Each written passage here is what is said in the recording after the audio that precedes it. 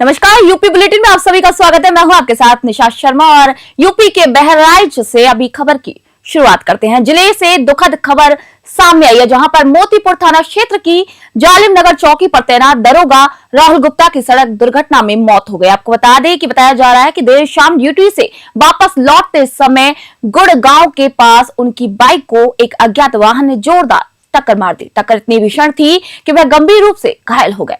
मौके पर मौजूद लोगों ने तत्काल दरोगा को निजी वाहन से मोतीपुर सीएचसी भेजा, जहां पर प्राथमिक उपचार के बाद डॉक्टरों ने हालत नाजुक देखते हुए बहराइच मेडिकल कॉलेज रेफर कर दिया। वहां से बेहतर इलाज के लिए उन्हें लखनऊ हायर सेंटर भेजा गया, लेकिन देर रात इलाज के दौरान उनकी मौत हो गई। दरोगा की मौत की जानकारी मिलते ही पुलिस विभाग में शोक की लहर दौड़ गई। वहीं पुलिस अब अज्ञात वाहन और चालक की तलाश में जुटी हुई है। बहराइच से मेराज अहमद की विशेष रिपोर्ट आप सभी देख रहे हैं।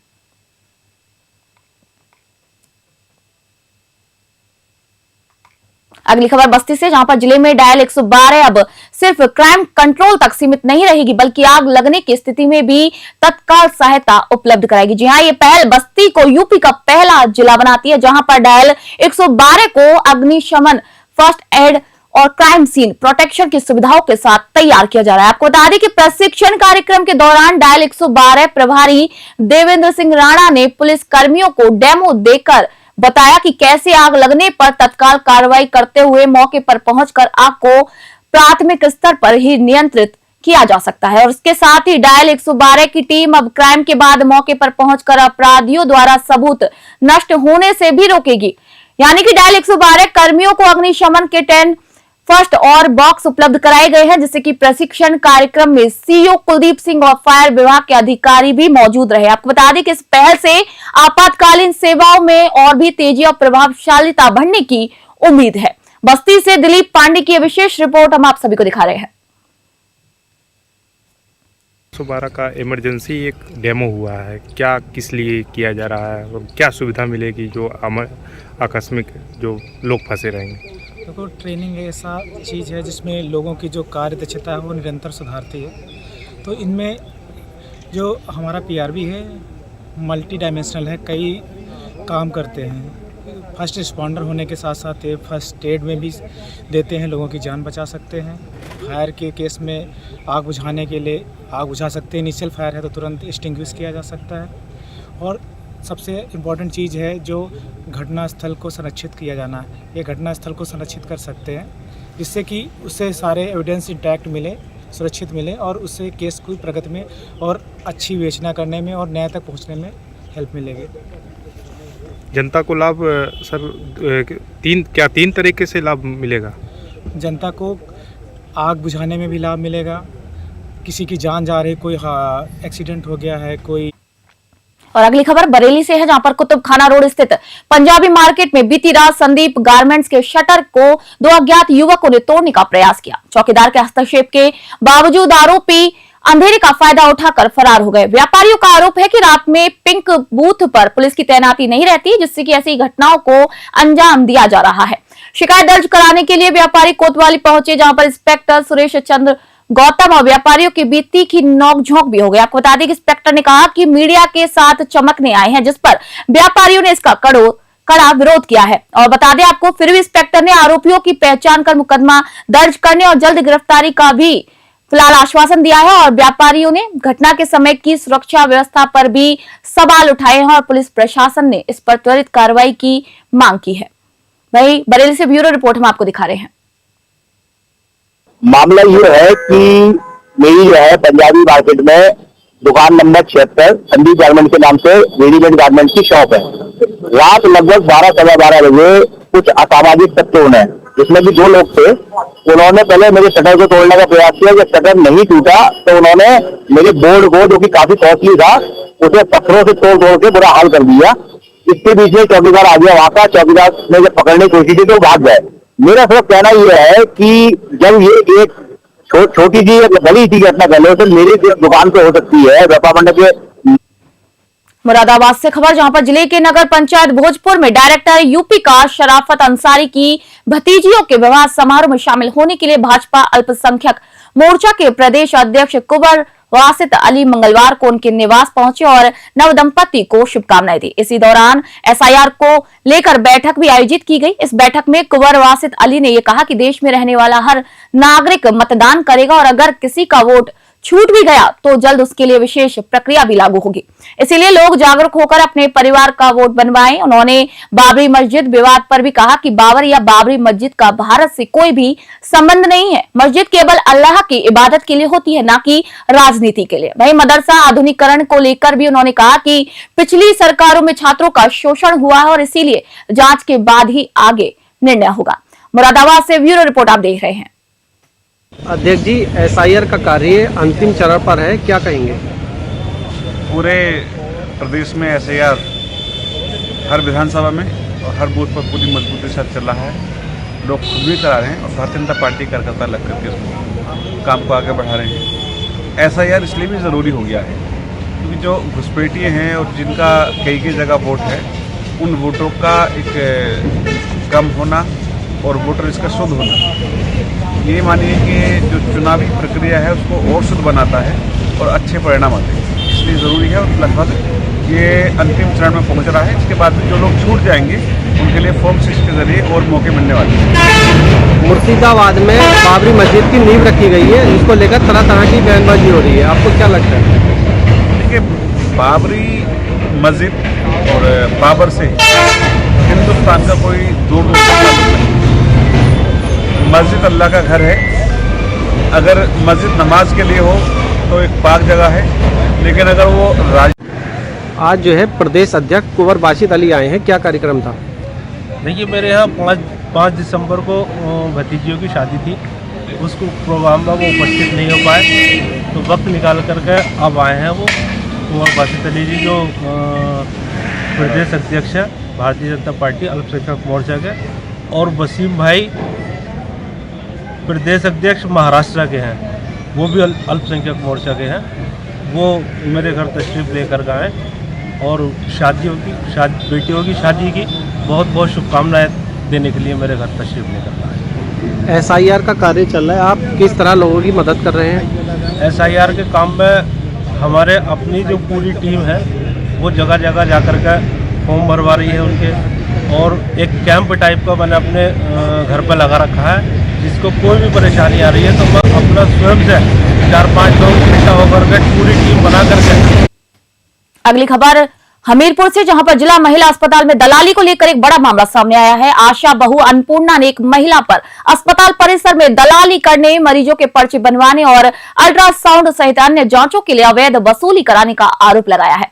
शिकायत में कहा गया है कि जब उन्होंने इसका विरोध किया तो आरोपी महिला ने उनके साथ अभद्रता की और मारपीट करने की भी धमकी दी। इसी मामले से नाराज आशा बहुओं ने सामूहिक रूप से कलेक्टर कार्यालय पहुंचकर जिलाधिकारी से न्याय की गुहार की है और इसके साथ ही जिस महिला पर आरोप है उसके खिलाफ भी सख्त कार्रवाई की जिला कलेक्ट्रेट में जाकर मांग की। उन्होंने आरोप लगाया कि अस्पताल में महिला दलालों का नेटवर्क लंबे समय से सक्रिय है, जिससे कि मरीजों और आशा बहुओं को लगातार परेशानियों का भी सामना करना पड़ रहा है। आशा बहुओं ने चेतावनी दी है कि यदि समय रहते कार्रवाई नहीं हुई तो वे आंदोलन करने पर मजबूर होंगे। हमीरपुर से महेंद्र चौबे की यह विशेष रिपोर्ट आप सभी देख रहे हैं।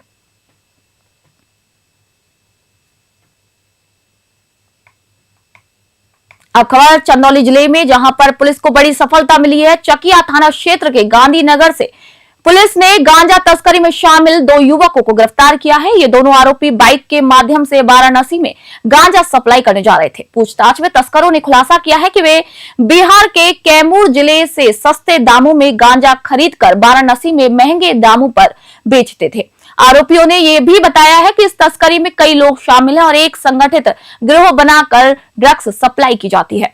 बिक्री से हुई कमाई को गिरोह के सदस्य आपस में बांटते हैं। वहीं पुलिस ने बरामद गांजा और बाइक को भी जब्त कर लिया है और अब गिरोह के अन्य सदस्यों की तलाश भी तेज कर दी है। पुलिस का कहना है कि जल्दी इस नेटवर्क के और भी लोगों को गिरफ्तार किया जाएगा। चंदौली से संतोष कुमार गुप्ता की यह विशेष रिपोर्ट आप सभी देख रहे हैं।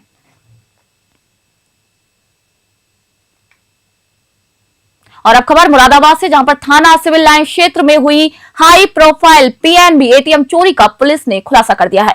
बुर्का पहनकर पहचान छुपाने वाले इस गैंग ने 6,80,000 रुपए चोरी किए थे। लगातार दबिशों के बाद देर रात कांठ रोड पर पुलिस और बदमाशों के बीच मुठभेड़ हुई, जिसमें कि 2 अपराधी मतीन और तंजीम के पैर में गोली लगने के बाद उन्हें गिरफ्तार कर लिया गया। आपको बता दें कि पुलिस ने आसपास कॉम्बिंग कर गैंग के 3 और सदस्यों हसनैन, जुबैर और नरेश फौजी को भी पकड़ा है। वही गैंग ने एटीएम मशीन को उखाड़कर ब्रेजा कार में डालकर भगाने की योजना बनाई थी और बाद में मशीन को अमरोहा के गन्ने के खेतों में फेंक दिया था। पुलिस ने मौके से 3,08,000 रुपए, कार, हथियार और अन्य सामान भी बरामद किया है। वहीं जांच जारी और पुलिस इस गैंग के नेटवर्क की भी गहराई से छानबीन कर रही है। मुरादाबाद से स्पेशल ब्यूरो रिपोर्ट आप देख रहे हैं।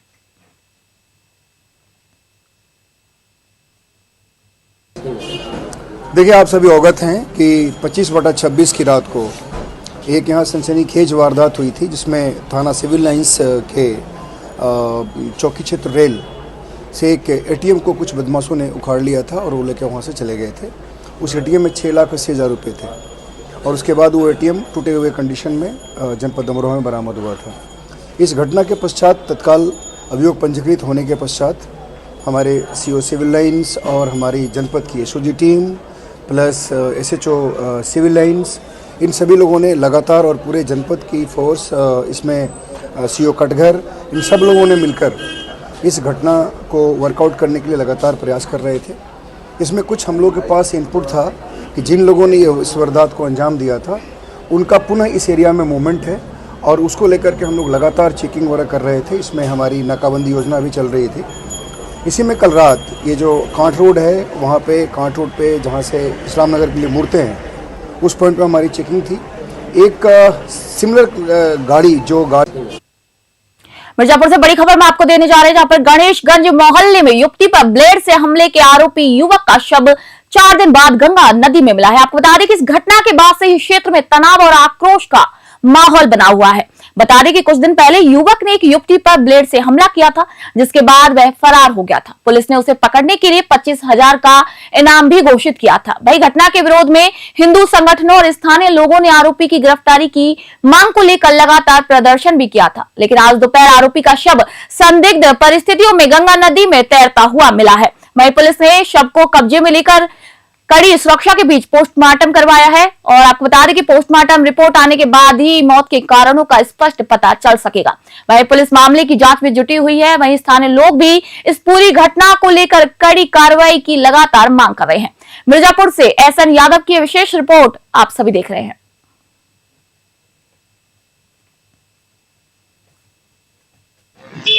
इस समय हम बता दें, जनपद मिर्जापुर में आपको पीछे दिखा दे, मोर्चरी के पास खड़े हुए हैं। 5 तारीख की घटना को लेकर पूरे शहर में उहापोह मची हुई थी। ये दिखाया गया कि जिस तरीके से गणेशगंज में एक घटना घटी कि एक लड़के ने ब्लेड से गला काट दिया गया था। पूरे शहर में पूरे हिंदू समुदाय के लोग के साथ साथ सभी जनता इस प्रकरण से आक्रोशित थी। पुलिस पूरी तरीके से चारों तरफ नाकेबंदी कर रही थी। यहाँ तक कि अभियुक्त के मोहल्ले में उसके घर की भी नापी की गई थी। यहाँ तक चर्चाओं पे ये रहा कि हो सकता है यदि सरकार की मंशा ऐसी रही कि अभियुक्त गिरफ्तार नहीं होता तो उसके घर पे भी बुलडोजर चला जाएगा। आज अब मैं आपको बता दें कि 5 तारीख से लेकर 6, 7, 8 और आज 9 तारीख है। 9 तारीख को दोपहर के बाद यह सूचना मिली कि किसी अज्ञात व्यक्ति का जो शव है वो नदी में पाया गया है और उसे लेकर यह आशंका पूरी तरीके से व्यक्त की जा रही कि वही अभियुक्त है जिसने इस घटना को अंजाम दिया था।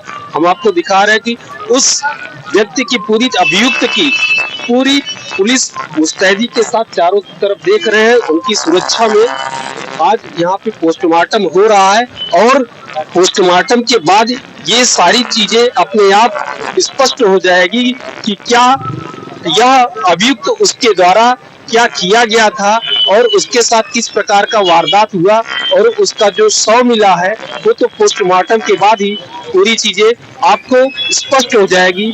मिर्जापुर से न्यूज़ 21 के लिए एसएन यादव की रिपोर्ट। बरेली से खबर, जहां पर थाना प्रेमनगर पुलिस ने वर्ष 2019 में दर्ज धोखाधड़ी और गबन के गंभीर मामले में 6 वर्ष से फरार चल रहे आरोपी पवन शर्मा को आखिरकार गिरफ्तार कर लिया है। आरोपी पर 25,000 का इनाम घोषित था।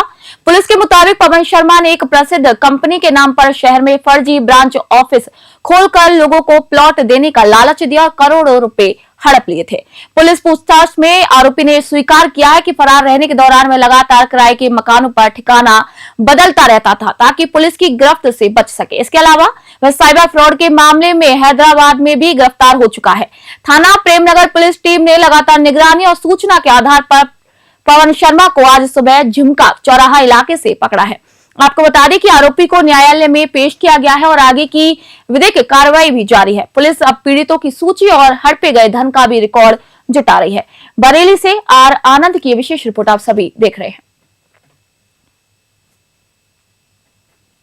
एक अभियुक्त जो 6 साल से फरार चल रहा था, उसके ऊपर श्रीमान वरिष्ठ पुलिस अधीक्षक जनपद बरेली द्वारा 25,000 का इनाम किया गया। 2019 का एक प्रकरण था थाना प्रेमनगर का, जिसमें कि मुकदमा संख्या 237/19 ये मुकदमा लिखा गया था। उस मुकदमे में 4 गिरफ्तारियां पहले हो चुकी थी और यह जो व्यक्ति है पवन शर्मा सन ऑफ जयप्रकाश शर्मा, यह मूलतः मुरादाबाद का रहने वाला है और यह तब से ही फरार चल रहा था। यह अपने नाम बदल रहा था, यह अपने पते बदल रहा था और लगातार पुलिस की गिरफ्त से दूर रहने के लिए ये सब कर रहा था।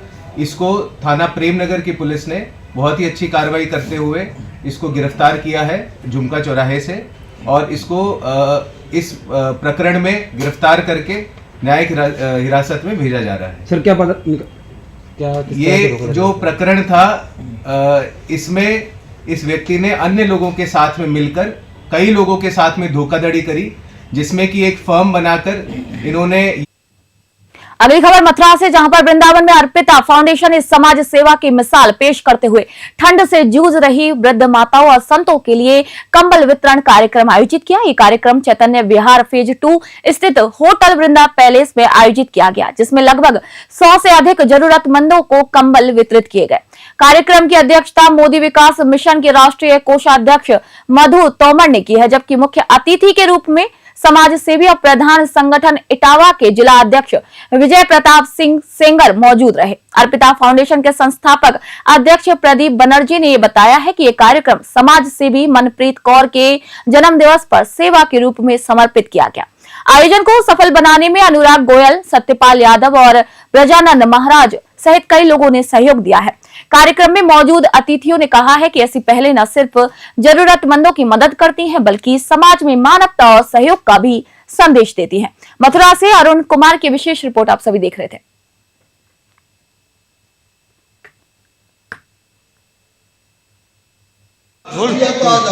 जी, क्या नाम है आपका? मेरा नाम मधु ठाकुर है। आज यहाँ कंबल वितरण का कार्यक्रम किया गया है, कैसा लग रहा है और कितने कंबल बांटे गए, किन लोगों को बांटे गए? मैं तो बहुत बहुत धन्यवाद देना चाहती हूँ बनर्जी भाई साहब को कि वो बहुत ही अच्छा कार्य कर रहे हैं, समाज सेवक हैं और निरंतर मुझे ऐसे ही कार्यक्रम मुझे बुलाते रहते हैं, मेरा सहयोग लेते रहते हैं और मैं भी समाज सेवा के तौर पर सभी लोगों के लिए नारायण सेवा करती रहती हूँ और मुझे आज बहुत अच्छा लगा है। मैं उनका बहुत बहुत धन्यवाद देना चाहती हूँ कि जितने असहाय गरीब लोग हैं, निर्धन लोग हैं, जो ठंड में जो अपने आप को नहीं बचा पाते हैं और उनके पास उपलब्ध नहीं है ऐसी चीज़ है कि भाई वो शॉल खरीद सकें, कंबल खरीद सकें, तो हम लोगों को सबको मिलके ये पुण्य कार्य करना चाहिए। आज अर्पिता फाउंडेशन की तरफ से मेरी जो मैं भी चंडीगढ़ से हूँ और जो मनप्रीत कौर है वो मेरी दोस्त है और उनकी मेरी मुलाकात अटल सम्मान में हुई थी दिल्ली में, तो उन्होंने मुझसे कहा था कि मधु दीदी मैं वृंदावन आती रहती हूँ, तो वो भी बहुत अच्छी समाज सेविका है और मैं उनके जन्मदिन पर उनको शुभकामनाएं देना चाहती हूँ और भाई साहब को और सभी लोग आप लोगों को आपके चैनल के माध्यम से भी आप लोगों को बहुत बहुत शुभकामनाएं देना चाहती हूँ कि आप हमारे समाज से जुड़े हुए हैं। गरीबों के लिए कंबल वितरण किए गए, क्या प्रोग्राम रहा, किन किन लोगों को दिए गए? मैं अर्पिता फाउंडेशन को और हमारे जो समक्ष जो है सम्मानी लोग जो आए हुए हैं उनको मैं बहुत बहुत धन्यवाद देना चाहता हूं कि ऐसे गरीबों की सेवा जो करते हैं और वो गरीबों की सेवा भगवान की सेवा के बराबर होती है और अर्पिता जो फाउंडेशन है वो हर साल ये काम करती है और गरीबों की सेवा में जो है जो इनका योगदान होता है वो बहुत बड़ा होता है और इनको मैं बार बार उनकी टीम यूपी स्पेशल बुलेटिन में आज के लिए इतना ही। मिलते हैं आप सभी से और नई खबरों और अपडेट के साथ। तब तक के लिए नमस्कार।